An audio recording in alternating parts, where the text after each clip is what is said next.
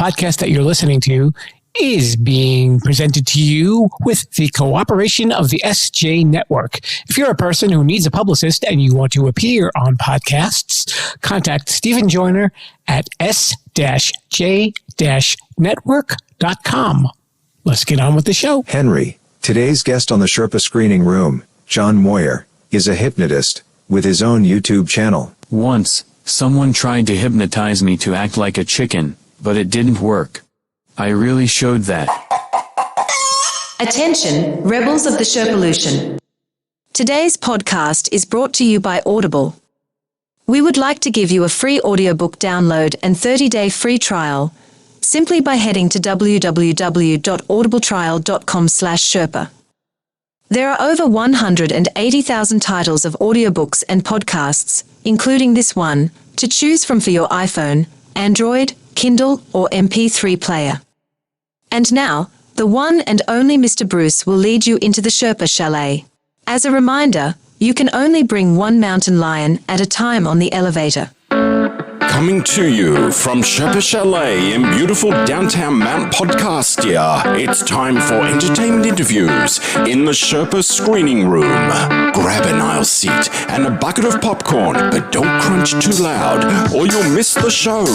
Now, here's your host, Jim, the podcast Sherpa.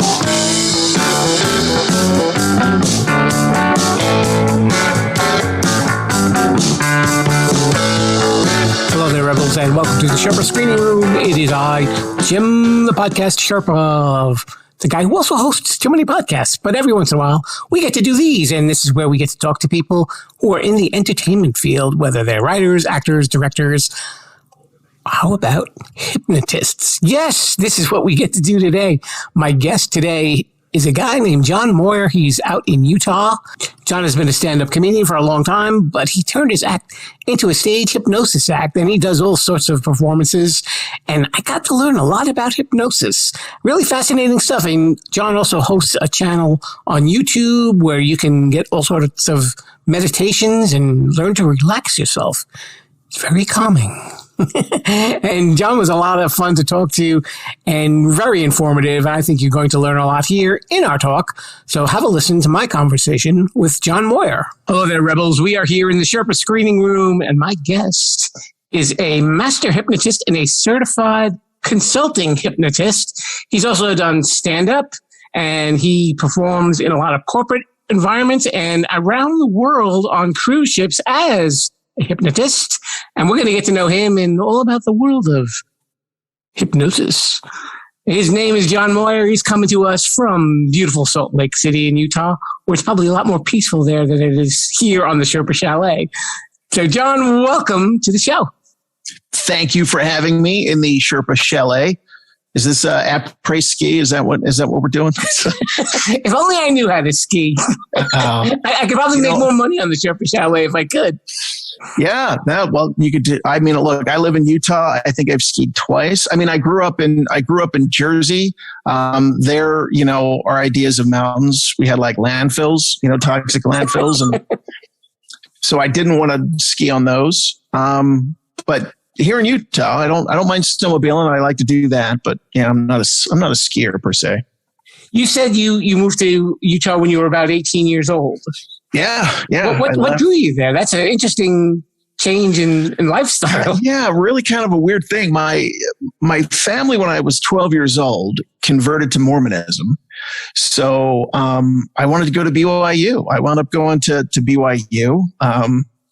Did that whole thing. And I stuck around and stayed in Utah. I'm no longer, I don't practice. I'm not a practicing Mormon anymore. I don't have anything against them. But the time I spent at BYU, I mean, it was a good experience for me. I graduated from their theater and film program there. I mean, it was really different from other places, obviously, like when I got out into the real world. I mean, you said I started doing stand-up. So I started doing stand-up comedy when I was at BYU. So there was a comedy club in Provo, Utah, that they had an open mic night. And so I started doing stand-up comedy there. But then somebody come up and asked me, I think I did 5 minutes. I was doing 5 minutes as an opening act. And then somebody came up and said, "Hey, can you do 15 minutes?" I had 5, but I'm like, of course I can do 15 minutes. She's like, cause I have a nighter up in Salt Lake. And I remember going in there and it was a bar. And it was like the first time I had ever been in a bar, like with alcohol and drunk people, right? And I was freaking out. It was the most uncomfortable, terrifying experience. I'm like, I can go up in front of, people at the comedy club in Provo who are drinking like Diet Coke and Sprite and, bottled water, but these people are actually drinking alcohol. And it was a weird thing. I was so scared that I like right before the show, I almost just got in my car and left and didn't say anything. Like I was about to have a panic attack. Wow. And then I thought, well, if I do that, I'm not going to work anymore around here. These people are going to but I stuck it out and, getting up on stage and having those first couple of laughs, I'm like, okay, I can do this. I'm not going to go to hell for being in a bar with people that are drinking alcohol.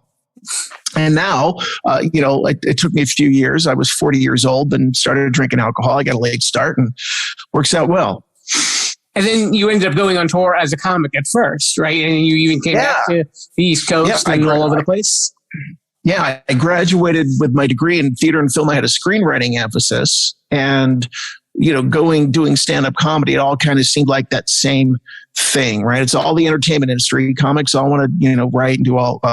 So yeah, I graduated, and then a week later, I was emceeing at the Improv in Seattle when they had an Improv in Seattle at that time. So a lot of people were doing job placement, and I spent my last semester sending out VHS tapes to bookers and agents and stuff. And I just started going on the road doing comedy. And how long did you do that for? I guess my first time I was on stage must have been 92. And I did that professionally until I retired. I guess it was about 2016, 2017, retired from stand-up when I started doing, the stage hypnosis. And that eclipsed everything. And, along the way, I had some of my screenplays, independent screenplays produced. You can kind of see some of the movie posters back there. One of them, which, I directed, my first love was that connection with an audience, being on stage. So, then I discovered, stage hypnosis, and that just kind of took off once I started to do that. Because see, the thing that was going on for me was, when you're in film school and they're teaching you screenwriting, the whole thing is drama is conflict, right? You're not going to have Star Wars if there's no Darth Vader kidnapping the princess, if there's no Death Star.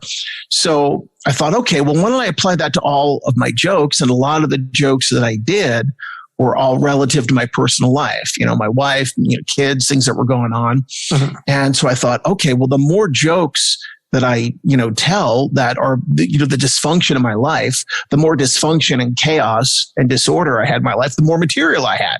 So I was able to go out and tell jokes on stage, but I was really, really unhappy personally. Wound up going through, a divorce, and, I had a single father, 2 kids, of course, dating all the wrong women, as a single dad. But I'm thinking, oh, this is great because it's more material. But I was really unhappy personally.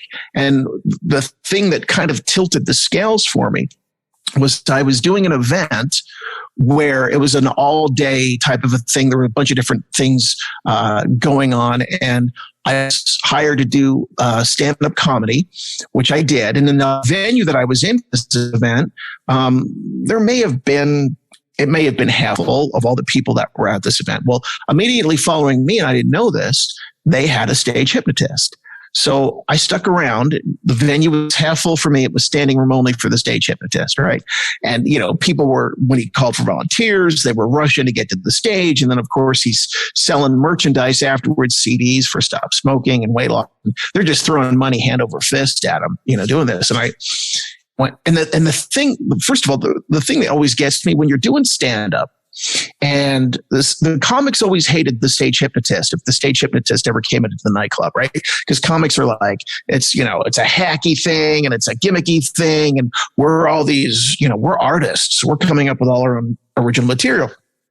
And it would piss us off because how many times you're in a comedy club and, maybe the show's half full, quarter full, three-quarters full. And they go, man, we had the hypnotist here last week. We sold out every show. We had to add 2 more shows. And you're like, so the comics always hate the stage hypnotist. And so I'm like, you know what? If you can't beat him, join him, right? I wanted to kind of reinvent myself.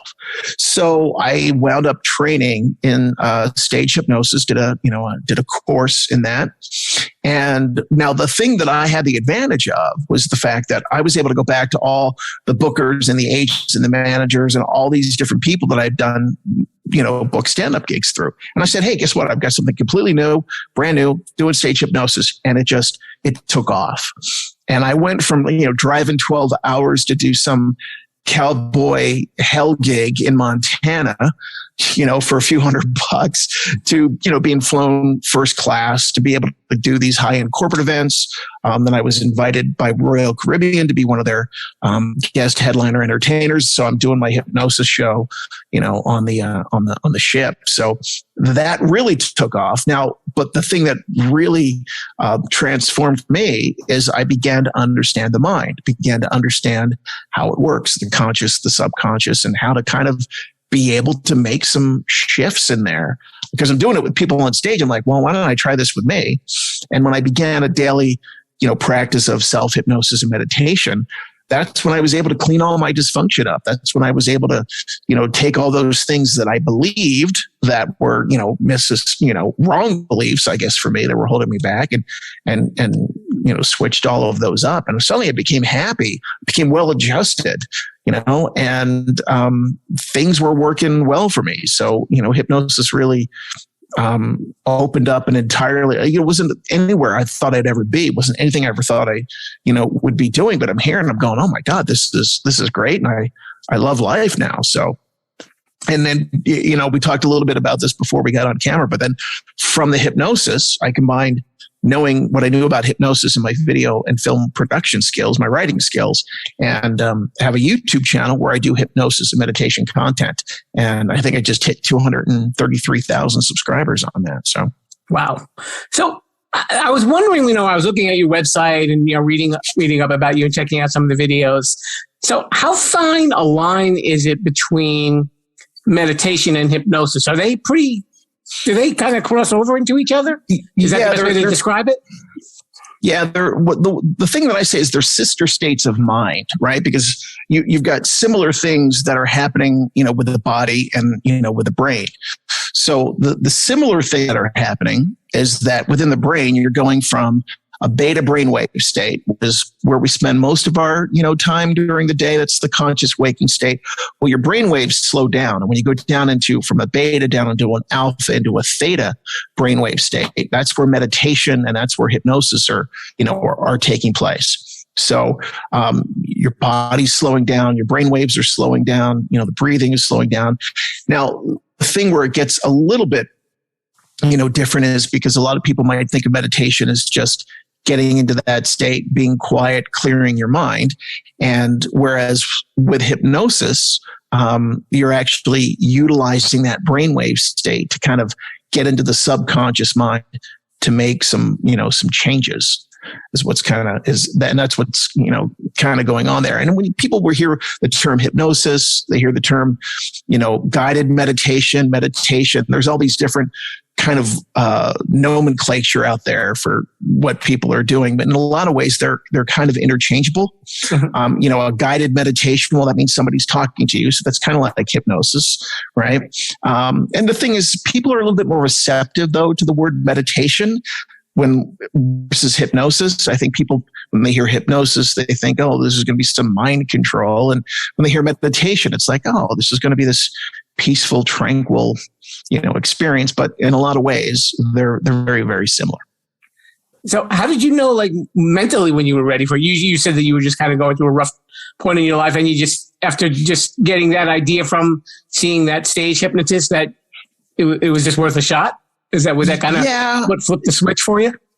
Well, what was interesting, because this was at a time too when, that book and then the movie The Secret had come out, right? And, everybody was like, hey, you can change these things in your life, if you're thinking about things and, reading the book and then, seeing the movie, obviously I was coming from a place where, all right, well, how can I change things up in my life? So that's when I kind of said, all right, I'm going to start to listen to something that's going to help me focus on the things that, that I want to achieve. And the interesting thing about this is something that I say to people, especially when it comes to things like, The Secret, or where they talk about the law of attraction, is, how many times have we read a book or we've gone to a seminar, we've seen a movie, whatever it may be, and we go, yes, this makes sense. We're going to do this and our life is going to change. But what happens a few days later, a week later, you're back to doing the same thing, that you were doing before you made this commitment. It's like a New Year's resolution, right? By the end of January, nobody has any idea what their resolution, where they're not even doing it.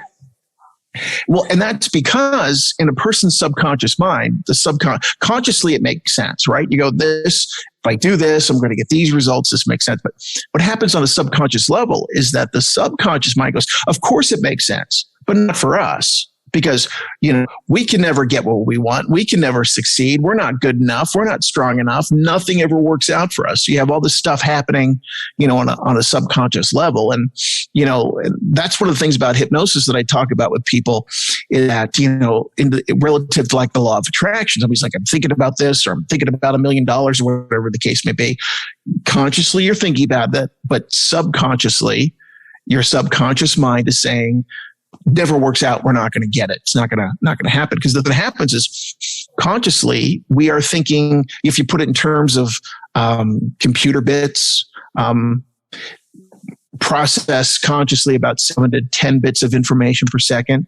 Subconsciously, we're processing about 20 million bits of information per second. So there's a lot more going on in the subconscious mind. Mm-hmm. So somebody that's into the law of attraction, right? They're putting out way more on a subconscious level than they're putting out on a conscious level. And that's really where you need to make the changes to be able to see results.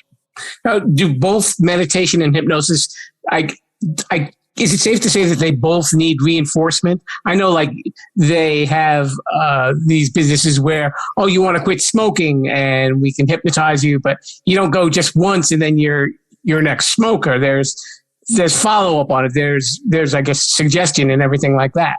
Yeah. And that's really, it kind of can be really relative to the person. Now, when like stop smoking, that could be a little bit different because of the fact that there's some there's some biological things that are happening. People are addicted to stuff. Mm-hmm. So that's something that kind of needs to be, addressed as well. But, some people, it's like going to the gym. It's like working out, right? You're building up a muscle. And, I've seen some people that have had, tremendous success and results for themselves, with one session or a couple of sessions, or, somebody may have success at first and then maybe they feel themselves slipping a little bit later. Then you just go back, for a tune-up.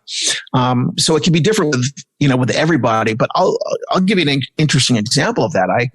A few years ago, I was on the cruise ship, and the thing that was fun about the cruise ship is that you're on for the whole cruise. But I'm only doing 2 shows in one night, right? So there's a lot of downtime on the cruise. Had a chance to lay out a lot and see a lot of really cool stuff. Mm-hmm.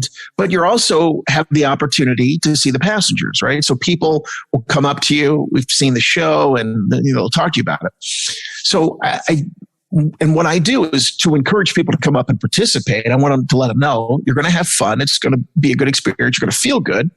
But if there's a goal that you're looking to achieve, we're going to help be able to empower your mind so you can make that happen tonight. So I had a woman come up to me a few days after the show. She goes, I wasn't going to volunteer for your show, but when you said that you could help us achieve a goal, she goes, that was it. I was in. I wanted to be a part of it. She goes, I am a chocoholic. She goes, chocolate rules my life and I need to stop eating chocolate. So she goes, that was my goal. I wanted to come up and stop eating chocolate. She goes, it's been 4 days. I haven't had any chocolate in 4 days. My friends that I'm here can't even believe it because I'm eating chocolate all the time. She goes, and I've not eaten chocolate. And now I remember that story, and it was funny that it was a couple of weeks ago. She actually reached out to me on Facebook. She said, I don't remember if you remember me or not, but I'm the woman that wanted to stop eating chocolate. She goes, it's been 3 years. I had no chocolate. I'm good. So, for her, it was able to stick really well within her mind, and other people, might need to, a few sessions or tune-ups down the road. It just depends on the individual. That's what's so cool about, we have access to so many of these programs on YouTube, and there's different apps and things that, it's a case now where people don't have to go and seek out a hypnotist. They don't have to go to somebody's office, and meet with them, one-on-one. They can, try different things out at home. They can listen to different content, experience, different hypnotists to kind of see what they want. And since a lot of it's online and it's free for them, they can do it over and over again to continue to reinforce their new patterns of behavior. You brought up an interesting point when you talked about people wanting to come up on stage before. And what about that willingness to want to be hypnotized? I mean, I'm sure you probably deal with people who are like, no, you can't hypnotize me. Yeah, it's funny because one of the things that I would say, I used to say this kind of when I audiences before, but I think it pissed some people off. But or what I will say sometimes one-on-one was funny because you always, it's usually like the alpha male, right? I can't be hypnotized, and I tell them it's interesting because hypnosis is directly correlated with a person's IQ. So the higher somebody's IQ, the more receptive they are to being hypnotized. So thank you for admitting that you're stupid, basically.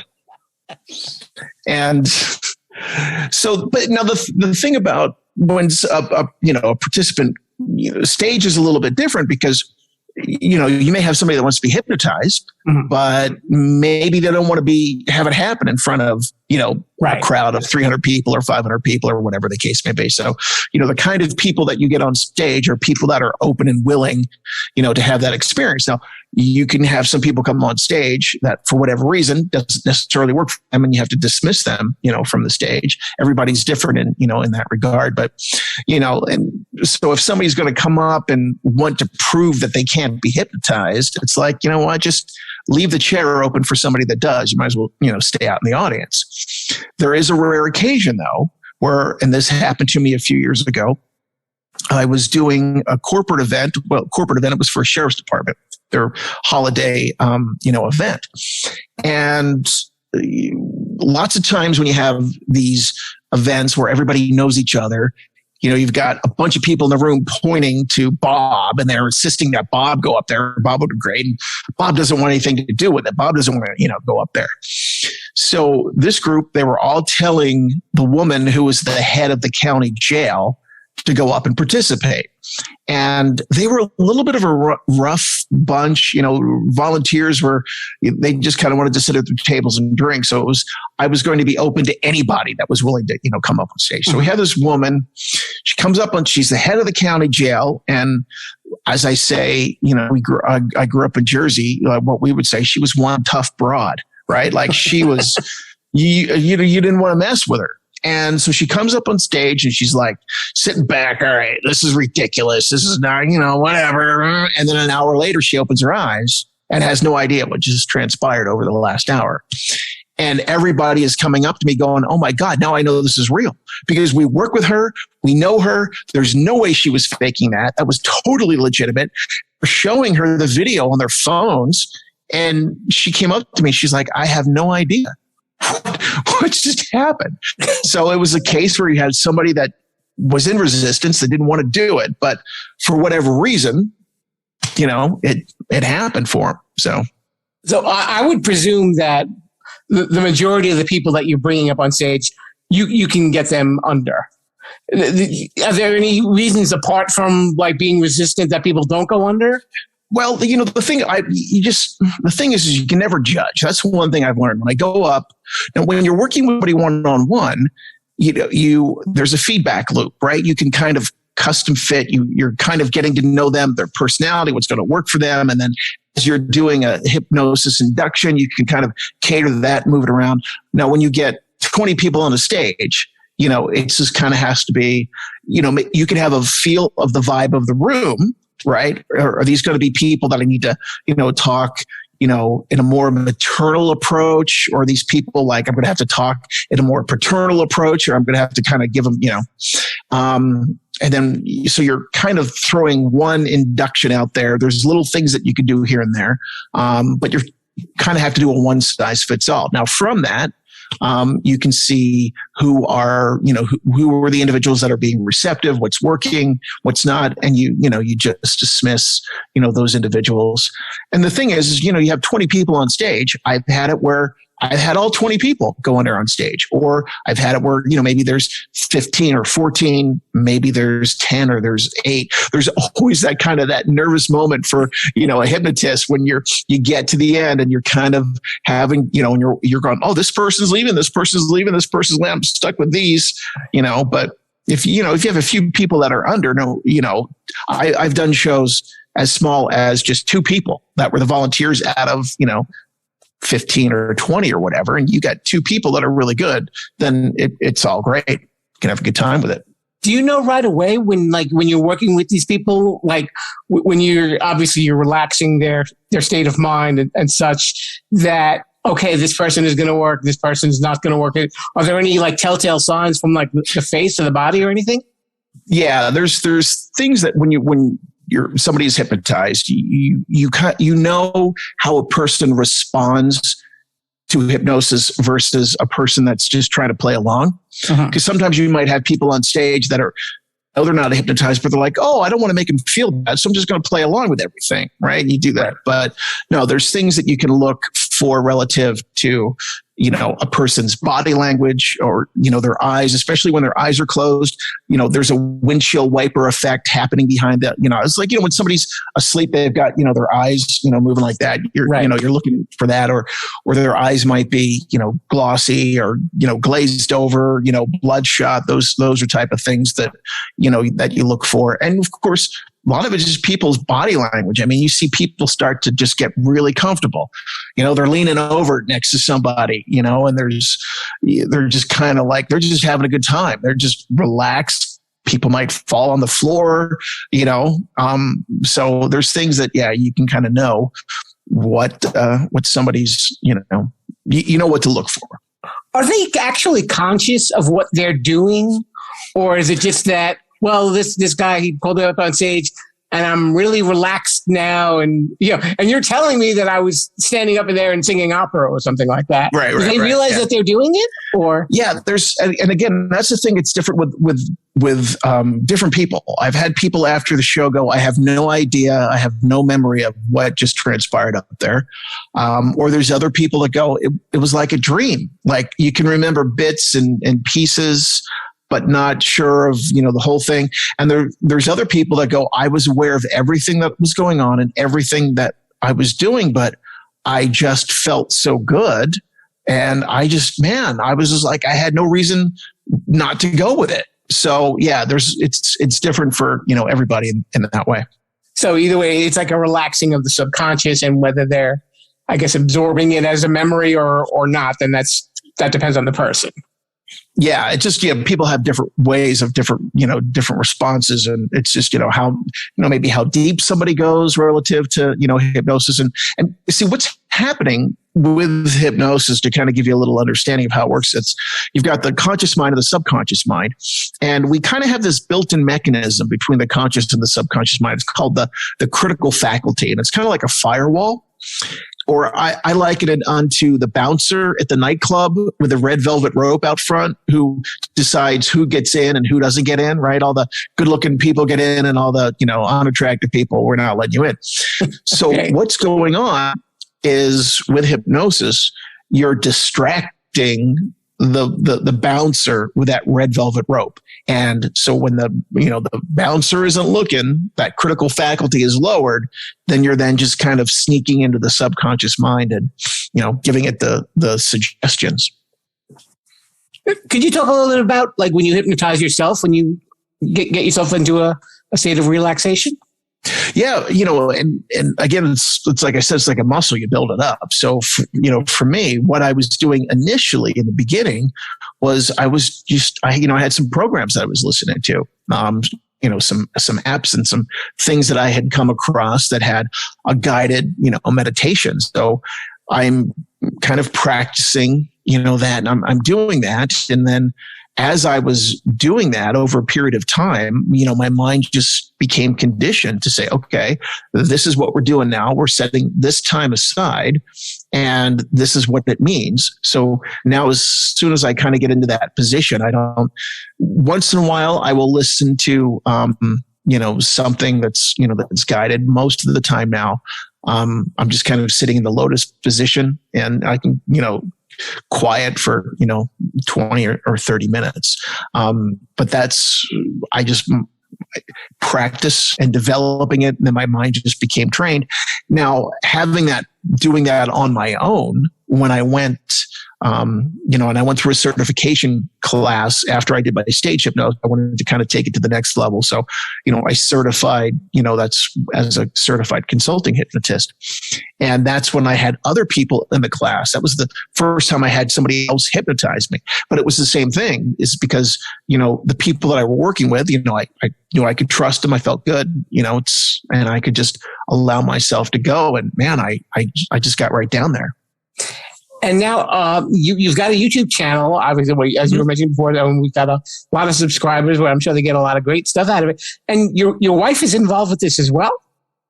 Yeah, she interesting because she was helping me when I was doing all my shows. She was kind of my roadie and my assistant. And then she decided she wanted to go and certify as well. So she got her certification, and she does one-on-one. She'll work with people one-on-one, but because she understands how everything works, I can bounce ideas off of her. What about this? What are we thinking about this? And then, of course, she could be familiar, with the scripts. She'll listen to, she'll kind of beta test, when the recording is done. So she's a really, good person to bounce these ideas off of.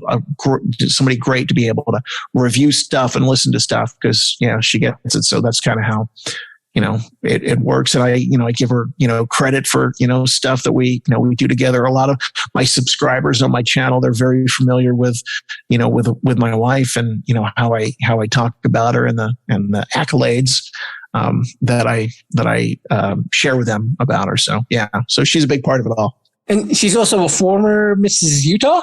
Yeah, former Mrs. Utah, first runner-up Mrs. America. So that's the thing that I say, she is brilliant as she is beautiful. The first, it's funny because the first time we were at an event, I'd seen her there, and this is really kind of before I started doing the hypnosis. But I was too afraid to speak to her, right? Because I'm like, oh, this woman, look at her. She's not going to, talk to me. And then I was at a few months later, I was at another event. I go, oh, she's here. All right. I'm not going to leave without saying hello to her. And we wound up, talking, and I was just blown away at how just down to earth, she was. And the first thing she asked me, she said, what's your birthday? She's big into astrology. So I told her my birthday, and then she said, why is my phone number not on your phone? Because after, she went through a divorce, and then she had written down all the things that she was looking for in somebody if she was ever to get married again. And one of them was the birthday of May 1st. So my birthday is May 1st. So wow, check that off. That worked out really well. So as soon as she heard May 1st, she's like, okay. So you just eliminated like 364 guys, like right off the bat. Yeah, right out of the boom. They were gone. And then of course, well, and it's funny because she read the full list to me later, a long time after we were together. But I'm like, that's me. She wanted something that was somebody that was funny and could make her laugh. And the big thing though that did help seal the deals, because I said I was raised Mormon and graduated from BYU. So the movies that I had produced, or that I of mine that were produced, the things that I'd written, one of them which I directed, they were comedies geared towards the Mormon audiences. The last one, you can't really see the poster back there. It was called Mobsters and Mormons. It's about a mafia family from Jersey that gets put in the witness relocation program to Utah. I grew up with everybody. People watch The Sopranos and it's all like cliche. And I'm like, no, man, I went to high school with these guys. That's how it was. So I took the two worlds, that I knew, and kind of brought them together. And we were texting, my wife. So the next day after we met, we were texting, and she's like, she goes, what do you do? I don't even know what you do. And I said to her, I go, it's probably easier if you just Google me for us just kind of being I'm not going to Google you. What are you talking about? I'm like, well, I don't know if you're familiar with any of these Mormon movies, but I wrote those. And she was like, holy shit, you wrote those? Because she wasn't doing the Mormon thing either. But she's like, when I was Mormon, those are the only movies I would let my kids watch on Sunday. So she was familiar with my work before she knew me. And one of the things that when my stepdaughter, she spoke at her, gave a toast at our wedding. And she said, John, we loved you before we even knew you, right? Because they knew my movies, right? So, they're like, we loved you before we even knew you. So, and a connection to your words. Yeah, it worked out well.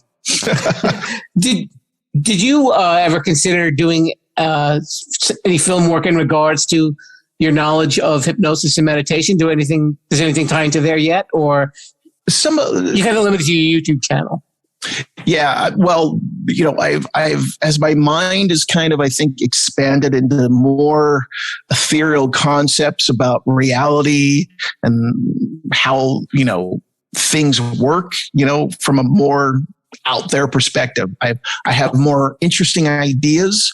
In fact, I'm my last movie that I did was in 2005, and it was the hardest thing I ever did as far as producing, directing, writing. And I'm like, yeah, I just like being, on stage.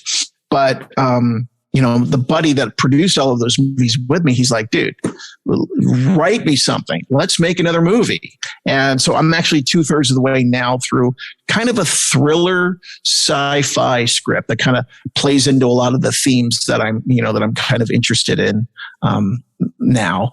But, it has worked out obviously well for me that I'm able to take some writing, my writing experience and, production experience to be able to create the content, that I do for YouTube. So, that's work. And a lot of the stuff that I do for YouTube is, it's not necessarily just stop smoking or weight loss or those sort of things. They're more of, spiritual stuff that I'm, kind of into, downloading positive energy from the universe or shielding negative energy, that sort of thing.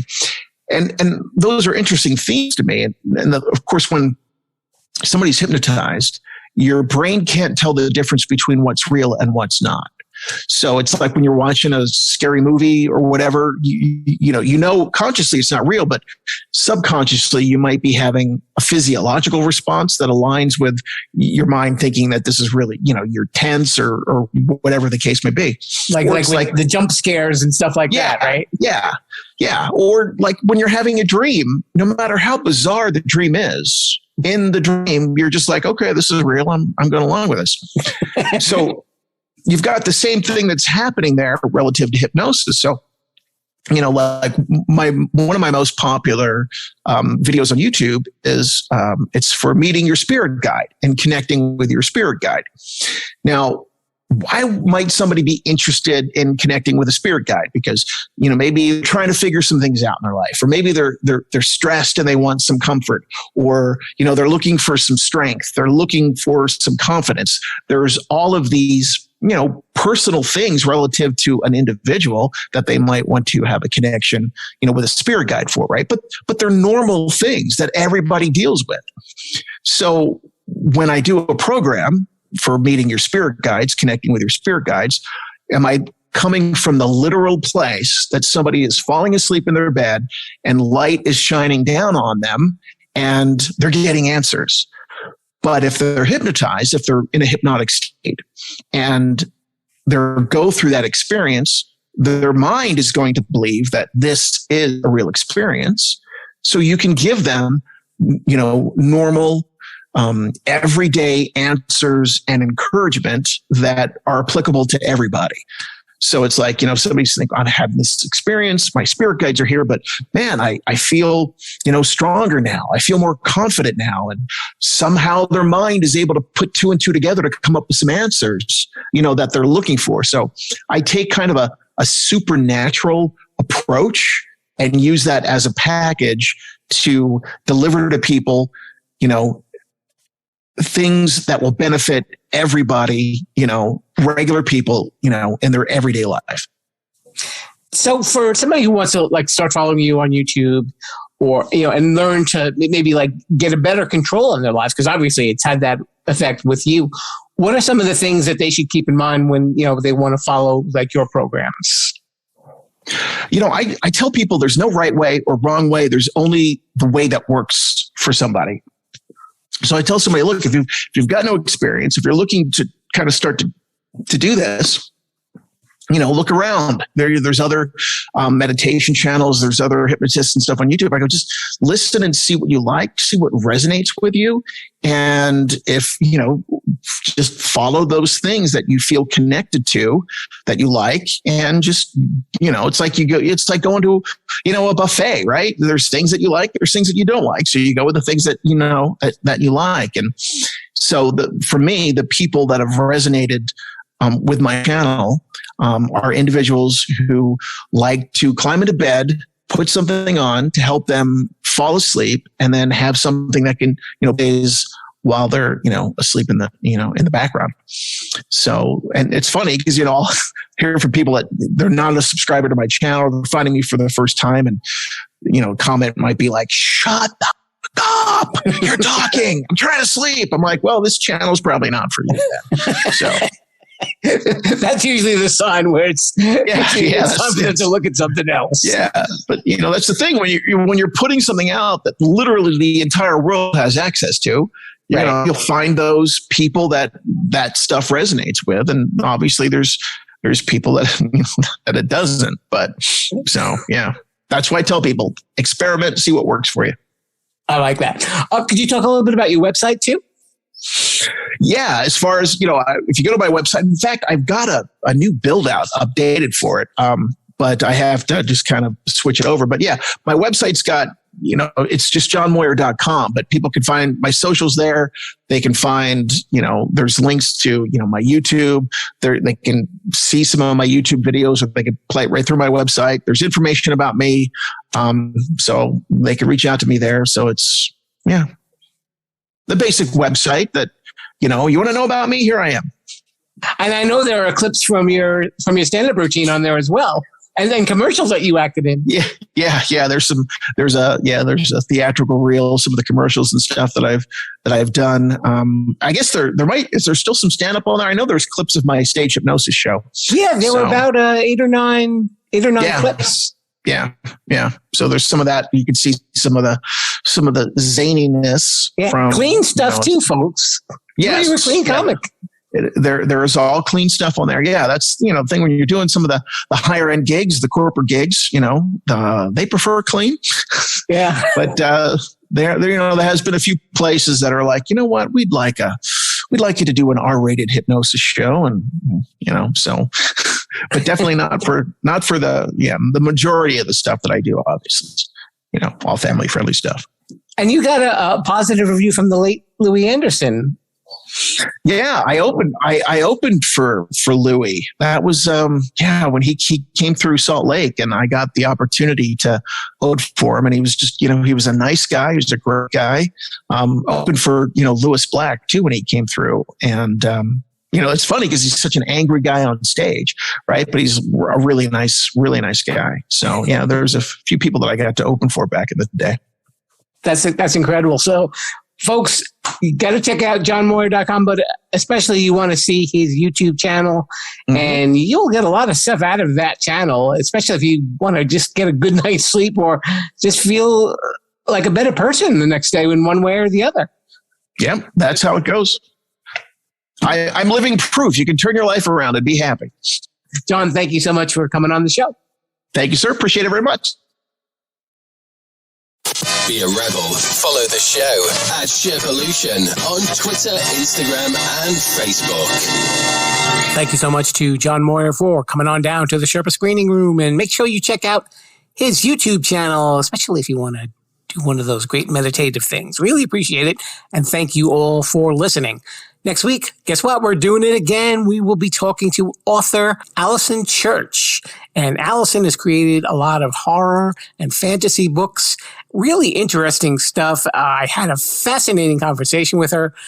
and it was fun getting to know her. You'll really like her story. It's definitely different from most of the other guests that we've had here. And she's a real horror buff and a real fantasy buff, and you will hear that in our conversation. So it's definitely worth checking out if that's your fave genre. If you like this show, you know what? Can you please leave me a 5-star review on Apple Podcasts or even Spotify? Yes, you can even do it on Spotify as well. This way, you get to let people know about the Sherpalution. And why Sherpalution? Because that's the name of our website, Sherpalution.com. And it's also where you can follow me on Facebook, Instagram, Twitter, and sometimes TikTok. All Sherpalution. Nice and easy, right? One word. It's a silly word, but hey, I'm a silly person. That works. Okay, Mr. Bruce, you are very relaxed. You are very relaxed. You're too relaxed. We have to show people out of the Sherpa Chalet now. So come on, we got to get back to work. Folks, say this before you go to bed tonight. Viva la Sherpalution. You are getting sleepy. No, not if you're driving. No, stay awake if you're driving. But if you're relaxing, then you're getting sleepy. Everybody else is wide awake. I think it works something like that. I don't know. All right, folks, I'm out of here. Bye. Thanks for listening to the Sherpa Screening Room. Don't forget to subscribe, rate, review, and share this podcast. I'm Mr. Bruce, and this has been a Sherpalu Studios production. Viva la Sherpalution!